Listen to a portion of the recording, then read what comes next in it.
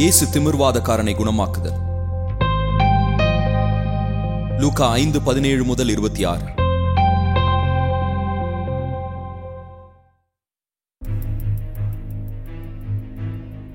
பின்பு ஒரு நாள் அவர் போதித்துக் கொண்டிருக்கிற பொழுது கலிலேயா யூதேயா நாடுகளில் உள்ள சகல கிராமங்களிலிருந்தும் எருசலேம் நகரத்திலிருந்தும் வந்த பரிசேயரும் வேதபாரகரும் அமர்ந்திருந்தார்கள். அப்பொழுது நோயாளிகளை குணமாக்கத்தக்க கர்த்தருடைய வல்லமை விளங்கிற்று.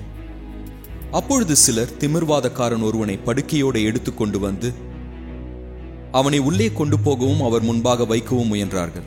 மக்கள் கூட்டம் அதிகமாயிருந்தபடியால் அவனை உள்ளே கொண்டு போகிறதற்கு வழியில்லாமல் வீட்டின் மேல் ஏறி தட்டோடுகள் வழியாய் மக்கள் நடுவில் இயேசுவுக்கு முன்பாக அவனை படுக்கையோடு இறக்கினார்கள்.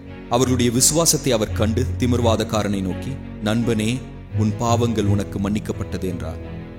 அப்பொழுது வேதபாரகரும் பரிசேயரும் ஆலோசனை செய்து,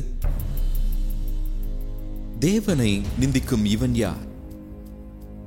தேவன் ஒருவராலே அன்றி பாவங்களை மன்னிக்கத்தக்கவன் யார் என்றார்கள்.